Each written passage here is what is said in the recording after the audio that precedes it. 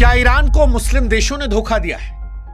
क्या ईरान का यह हाल ना होता अगर ईरान के पड़ोसी मुस्लिम देशों ने अमेरिका इजराइल का साथ ना दिया होता?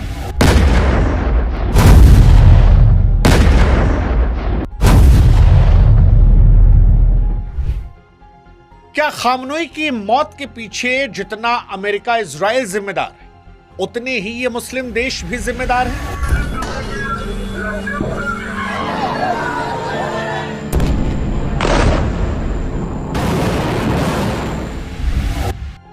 और क्या खामनोई की मौत के बाद जब इन तमाम मुस्लिम देशों की आवाम जो है वो खुलकर इजराइल अमेरिका का विरोध कर रही है, तब भी ये मुस्लिम देश के जो आका हैं वो क्यों ईरान के खिलाफ है?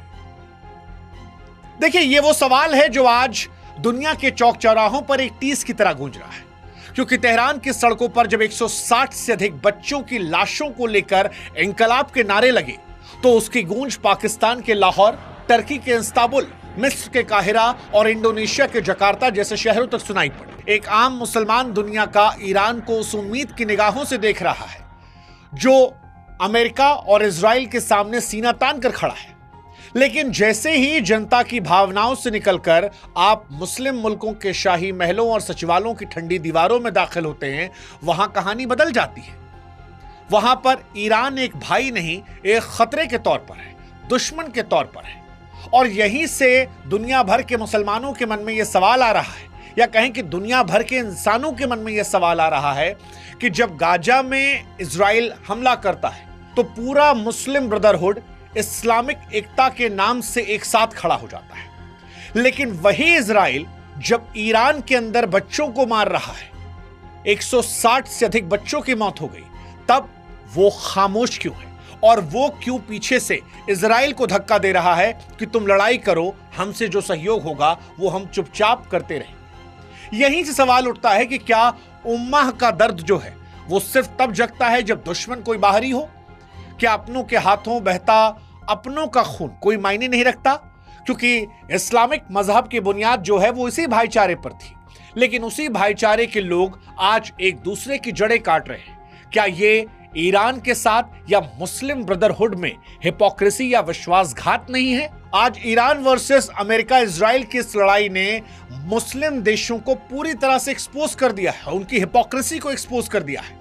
और उनकी आवाम आज खुद परेशान है कि भाई जब हम इधर हैं तो तुम उधर क्यों हो? और आज इस वीडियो में इसी सवाल का जवाब हम तलाशने की कोशिश करेंगे, ये समझने की कोशिश करेंगे कि इसके पीछे की वजह क्या है। इस वीडियो की शुरुआत करें उससे पहले हमारी आपसे गुजारिश है कि हमारे व्हाट्सएप चैनल से आप जरूर जुड़िएगा, ताकि जितने भी वीडियोस हम बना रहे हैं वो आप तक पहुंच सके। हमारी कोशिश है कि हर एक वीडियो में गहराई से जाकर आपको हम विस्तार से समझाएं, ताकि ना सिर्फ खबर आपको मिले बल्कि नजरिया भी मिले। इसलिए आप हमारी ताकत बनिए और हम आप तक ये वीडियोस पहुंचाते रहेंगे। अब शुरुआत करते हैं मुस्लिम ब्रदरहुड की हिपोक्रेसी को लेकर। तो देखिए, ईरान इस वक्त सारी दुनिया जान रही है कि अपने आसपास मुस्लिम देशों पर भी हमला कर रहा है, और वो इसलिए कर रहा है क्योंकि उसे समझ में आ गया कि अगर अपने दुश्मनों को उनकी सीमाओं पर नहीं रोका तो फिर कहानी उसके लिए गड़बड़ हो जाएगी। ईरान ये देख रहा है कि उसके चारों तरफ जो मुस्लिम देश हैं उन्होंने ईरान को घेर लिया है, और अमेरिका और इजराइल को वो चुपचाप पूरा समर्थन दे रहे हैं। ईरान का ये दर्द बहुत गहरा है कि उसके पड़ोसी मुल्क मुस्लिम एकता की बातें करके मंच पर आते तो हैं, लेकिन जब सौदा करना होता है, साथ देना होता है, तो वो इजराइल की खुफिया एजेंसी मोसाद और अमेरिका की CIA का साथ दे रहे हैं। ईरान ये आरोप लगा रहा है कि जितने भी पड़ोसी देश उसके अगल बगल हैं, उन्होंने ऐसे गुप्त ठिकाने और सुरक्षित घर बनाए हैं जहां पर अमेरिकी और इजरायली बैठकर ईरान के परमाणु वैज्ञानिकों को मारने की साजिश बीते कई सालों से रच रहे हैं। ईरान की सेना की हर छोटी बड़ी जानकारी वो इजराइल तक पहुंचा रहे हैं, और यहीं से ईरान का गुस्सा बढ़ना शुरू होता है। हालांकि यहां पर इस सिक्के का दूसरा पहलू भी समझना जरूरी है, जो इस नफरत को और गहरा करता है। असल में ईरान की भी कुछ ऐसी नीतियां रही हैं जिसने कई मुस्लिम देशों को बेचैन किया है। यमन, सीरिया, इराक जैसे देशों में ईरान ने लगातार दखल अंदाजी की थी। वहां के जो इंडिपेंडेंट लड़ाके थे उनको ईरान ने समर्थन दिया था, और इन तमाम चीजों ने इन मुस्लिम देशों का मन ईरान के प्रति खट्टा कर दिया था। तमाम मुस्लिम देशों को लगता है कि ईरान मजहबी क्रांति के नाम पर उनके घर में दखल दे रहा था, वहां पर उनकी सत्ता को अस्थिर करना चाह रहा था, और यही डर है जिसने कई मुस्लिम देशों को ईरान से दूर इजराइल के करीब धकेल दिया। क्योंकि जब अपनों के बीच भरोसे की दीवार ढह जाती है तो सुरक्षा की तलाश जो है वो अक्सर दुश्मन के दरवाजों तक भी ले जाती है। अरब देशों के लिए इजराइल का साथ देना शायद उतनी बड़ी मजबूरी नहीं थी जितनी बड़ी ईरान के प्रभाव को बीते कुछ सालों में कम करना उनकी प्रायोरिटी बन गई थी। और यही वो अविश्वास है जिसने उम्मा की जड़ों में मट्ठा डालने का काम किया है। अब वापस लौटते ईरान पर। ईरान आज इस युद्ध में कई मुस्लिम देशों से खतरा महसूस कर रहा है, और जिनमें सबसे ज्यादा वो खतरा महसूस कर रहा है उसमें पहला नाम है अजरबैजान का। ईरान की नजरों में अजरबैजान अब एक पड़ोसी देश नहीं है, वो इजराइल का एक फौजी अड्डा बन चुका है। ईरान ये मानता है कि अजरबैजान ने इजराइल को अपनी सीमा तक पहुंच दी है ताकि वहां से ईरान की जासूसी हो और 24 घंटे उस पर नजर रखी जाए। इजराइल आज अजरबैजान को सबसे आधुनिक हथियारों की सप्लाई कर रहा है, जिसके बदले में वो ईरान की दहलीजों पर अपनी जगह पक्की कर चुका है। वहीं हाल के दिनों में जॉर्डन के बर्ताव ने ईरान को और गहरी चोट पहुंचाई। जब ईरान ने इजराइल पर मिसाइलें दागी तो जॉर्डन ने इस्लामी भाईचारे को भुलाकर उन मिसाइलों को अपने आसमान में मार गिराया ताकि इजराइल को बचाया जा सके। इससे यह साफ हो गया कि इन देशों के लिए मुस्लिम एकता की कस्में शायद दिखावा रह गई और उनकी वफादारी अब पैसे, हथियार या पश्चिमी देशों के साथ हो गई। यूएई और बहरीन ने इजराइल के साथ जो हाथ मिलाया उसने ईरान की चिंताओं को और बढ़ाया। उधर कतर और कुवैत जैसे देशों में बैठे अमेरिका के बड़े फौजी अड्डे ईरान के लिए एक सिरदर्द भी हो गए हैं, और इसी धोखे और विश्वासघात की वजह से ईरान अब बौखलाया हुआ है। दुबई के मशहूर फेयरमाउंट होटल में जो आग की लपटें दिखाई पड़ी, बुर्ज अल अरब के पास जो धमाके हुए जिसमें 3 मौतें अबू धाबी में हुई, 58 लोग घायल हुए, ये तमाम वो शहर थे जो दुनिया के सबसे सुरक्षित जगह थे। लेकिन आज ईरान वहां पर अटैक कर रहा है। ईरान की तरफ से यह दावा किया जा रहा है कि उसने दुबई के होटल में इसलिए अटैक किया क्योंकि वहां पर अमेरिकी फौज छिपी थी। वो अपने अड्डों से निकलकर होटल्स में छुप गई थी क्योंकि होटल्स में अटैक नहीं होगा। ये ईरान का वर्जन है। इसके अलावा यूएई और बहरीन में अमेजॉन के डेटा सेंटर्स का तबाह होना भी दिखाता है कि हमले अब सिर्फ फौज पर नहीं बल्कि देशों की डिजिटल अर्थव्यवस्था और कारोबारी कमर तोड़ने के लिए है। और इन सब के बीच में जो विडंबना है वो ये कि मुस्लिम देश जिसमें सऊदी अरब, यूएई, कतर, जॉर्डन, इन सब ने अमेरिका के साथ मिलकर एक साझा बयान जारी किया कि ईरान के इन हमलों को वो अंधाधुंध और लापरवाह बता रहे हैं। यानी ये मुल्क जो है ये खुलकर अमेरिका और इजराइल का साथ दे रहे हैं और ईरान पर सवाल उठा रहे हैं। अब सवाल है कि ये क्यों है, क्योंकि ये सवाल आपके मन में आना चाहिए, ऐसा वजह क्या है। तो देखिए, ईरान और बाकी अरब देशों के बीच इस नफरत और दूरी की एक बड़ी वजह 1979 की वो मशहूर ईरानी क्रांति है जिसने पूरे मध्य पूर्व के सुल्तानों और राजाओं की रातों की नींद उड़ाई थी। वो क्रांति सिर्फ सरकार का बदलना नहीं थी बल्कि एक ऐसी सोच की शुरुआत थी जिसने राजाओं के शासन, उनके शाही ठाट बाट को इस्लाम के उसूलों के खिलाफ बता दिया। अयतुल्लाह खुमैनी के इस मॉडल ने सऊदी अरब और यूएई जैसे देशों के शासकों को डरावना एहसास कराया कि यदि ईरान की ये इनकलाबी सोच उनके मुल्कों की जनता तक पहुंची तो उनकी सदियों पुरानी गद्दी और बादशाहत एक पल में छिन जाएगी। इसी डर से इन मुल्कों को इस बात के लिए मजबूर होना पड़ा कि वे ईरान को दुनिया के सामने एक दुश्मन और खतरे के तौर पर पेश करें। उन्होंने अपनी सत्ता बचाने के लिए धर्म का सहारा लिया और भोली भाली जनता को समझाना शुरू किया कि ईरान का रास्ता असली नहीं है।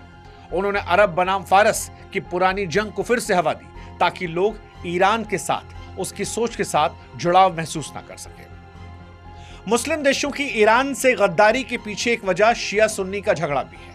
शिया और सुन्नी के बीच पुराने मतभेदों को आज के दौर की गंदी राजनीति ने एक ऐसे गहरे जख्म बदला है जो भरता नहीं दिख रहा।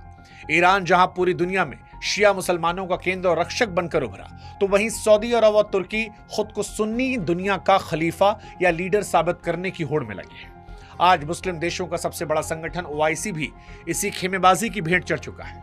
यहां मंचों पर तो एकता की बातें होती हैं, लेकिन अंदरूनी तौर पर ईरान को भाई मानने के बजाय उसे सबसे बड़ा प्रतिद्वंदी और दुश्मन समझा जाता है। हैरानी यह है कि ये मुस्लिम मुल्क उन मिसाइलों से डर रहे हैं जिन पर खुद कलमा लिखा है, और उसी काल्पनिक डर की वजह से वे उन ताकतों की शरणों में बैठे हैं जिन्हें वे पूरी दुनिया के सामने अपनी सबसे बड़ा वैचारिक दुश्मन बताते हैं। ये लीडर बनने की ऐसी अंधी दौड़ है जहां हर कोई पूरी मुस्लिम दुनिया पर राज करना चाहता है। इजराइल अमेरिका वर्सेस ईरान की लड़ाई में आज हालात इस खतरनाक मोड़ तक पहुंच गए हैं कि इजराइल के प्रधानमंत्री खुलेआम दुनिया के सामने एक ऐसा नक्शा दिखाते हैं जिसमें फिलिस्तीन का नामो निशान तक नहीं है। और यहां हैरानी इस बात की कि इस नक्शे पर उन शक्तिशाली मुस्लिम देशों को कोई आपत्ति नहीं जो कल तक मंचों से ईरान को अपना भाई और फिलिस्तीन को अपना दिल कहते थे। इजराइल को अरब देशों के साथ जोड़ने वाला नया व्यापारिक रास्ता असल में ईरान को कमजोर और तबाह करने के लिए बनाया गया। इन खाड़ी देशों ने शायद मन ही मन ये मान लिया कि ईरान का कमजोर होना उसकी तबाही, उनकी तरक्की और सुरक्षा के लिए जरूरी है। इसीलिए इजराइल के साथ मिलकर एक नया मिडिल ईस्ट बनाना चाहते हैं जहां ईरान का कोई प्रभाव ना रहे। और इसी वजह से आज दुनिया में तमाम लोग ये पूछ रहे हैं कि क्या ये पैसा, ये अपना हित सोचना मुस्लिम ब्रदरहुड की हिपोक्रेसी को एक्सपोज कर रहा है। देखिए, ईरान वर्सेस अमेरिका इजराइल की लड़ाई के बीच जब दुबई और अबू धाबी की आसमान छूती इमारतों के बीच मिसाइल टकराती है, धुएं के निशान बनते हैं, तो वहां की जनता भी इसे अपनी नजरों से देख रही है। आज दुनिया भर के तमाम मुस्लिम देशों में जनता यह देख रही है कि उनके शासक अमेरिका इजराइल के साथ खड़े हैं। ये वही जनता है जो कल तक गाजा को लेकर इजराइल को दिन रात कोस रही थी, लेकिन अब वो ये समझ रही है कि इजराइल के पीछे मुस्लिम मुल्क खड़े हैं, जबकि हमले उनके अपने घरों और बच्चों के करीब हो रहे हैं। पाकिस्तान, मिस्र, जॉर्डन, यहां तक कि सऊदी अरब की गलियों में भी लोग अपने हुक्मरानों के इस दोहरे रवैये और उम्मह के नाम पर किए जा रहे सौदे को गौर से देख रहे हैं। जब ईरान का कोई बड़ा जनरल मारा जाता है या इजराइल के खिलाफ अकेला मोर्चा खोलता है, तो इन देशों की आम आवाम में एक सहानुभूति की लहर दिखाई पड़ रही है, गुस्सा भी दिखाई पड़ रहा है। जनता देख रही है कि इन मुस्लिम देशों के राजा और सुल्तान अपनी कुर्सी, व्यापारिक संबंध बचाने के लिए अपने ही लोगों की मजहबी भावनाओं को चल रहे हैं। यह खामोश गुस्सा एक सुलगते हुए ज्वालामुखी की तरह है जो कभी भी सड़कों पर निकल सकता है। हालांकि हकीकत तो यही है कि ईरान को उसके खुले दुश्मनों ने उतना नुकसान नहीं पहुंचाया जितना उसके अपनों के स्वार्थ और लालच ने उसे गहरे जख्म दिए। अगर मुस्लिम देशों की ये बेरुखी और गद्दारी इसी तरह जारी रही तो आगे आने वाला वक्त सिर्फ ईरान के लिए नहीं बल्कि मुस्लिम ब्रदरहुड के लिए हार का सबब हो सकता है। घर की दीवारें गिर रही, दुश्मन उनका दरवाजे पर खड़ा है, फिर भी मुस्लिम देशों के जो राजा हैं वो महलों में बैठकर तमाशा देख रहे हैं, क्योंकि उनका अपना नफा नुकसान जो है वो सीधे तौर पर उनकी प्राथमिकता बन चुका है। आज ईरान अकेला खड़ा होकर जंग लड़ रहा क्योंकि उसने अपने लिए लड़ने का फैसला किया है। और इसीलिए शायद कई मुल्कों में जो आवाम है वो ये पूछ रही है कि अगर खुमैनी अकेले लड़कर शहीद हो सकते हैं तो फिर उनके मुल्क के लोग क्या कर रहे थे जब ईरान की घेराबंदी हो रही थी। वो जो मक्का मदीना के रखवाले हैं और मुस्लिम ब्रदरहुड का खलीफा बन रहे हैं वो कहाँ थे। दुश्मन की तलवार और उसका शोर फिर भी बर्दाश्त आता है क्योंकि उससे लड़ना मुमकिन है, पर मुस्लिम ब्रदरहुड में आज उनकी स्ट्रेटजी और गहरी चुप्पी ये सवाल पैदा करती है कि क्या मजहब से बड़ा अपना हित है। और यही हिपोक्रेसी मुस्लिम ब्रदरहुड को आज दुनिया के सामने एक्सपोज करती है। सवाल हमारा भी आपसे है कि क्या आपको लगता है कि ईरान का जो नुकसान अमेरिका इजराइल ने किया उससे कहीं ज्यादा नुकसान उन तमाम मुस्लिम देशों ने किया? क्योंकि अगर ये मुस्लिम देश ईरान के साथ खड़े होते तो शायद अमेरिका इजराइल की इतनी हिम्मत नहीं होती। लेकिन सारे मुस्लिम देशों को चाहिए पैसा, पैसा, धंधा, और पैसा और धंधा के आगे वही जो आप समझ गए। आप कमेंट सेक्शन में लिख सकते हैं। जाते आते फिर गुजारिश यही, व्हाट्सएप चैनल जुड़ेगा, कोई और विषय जिस पर आप विस्तार से ईरान वर्सेस इजराइल अमेरिका युद्ध में सुनना चाहते हैं उसे कमेंट सेक्शन में लिख दीजिएगा। हम आपके रिव्यूज को पढ़ते हैं। इस वीडियो पर आपकी क्या सोच है उसे भी कमेंट सेक्शन में लिखिएगा। फिलहाल देखते हैं युद्ध कहां तक जाता है। क्या यह इंसानियत का अंत करता है या ईरान का?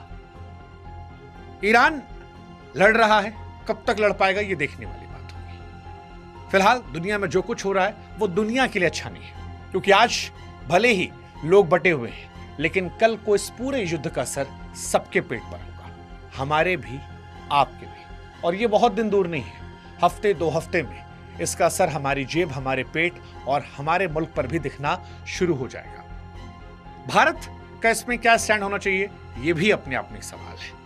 आप बताइए भारत किधर होना चाहिए और मुस्लिम ब्रदरहुड की हिपोक्रेसी को लेकर आप क्या सोचते हैं वो कमेंट सेक्शन में लिखिए।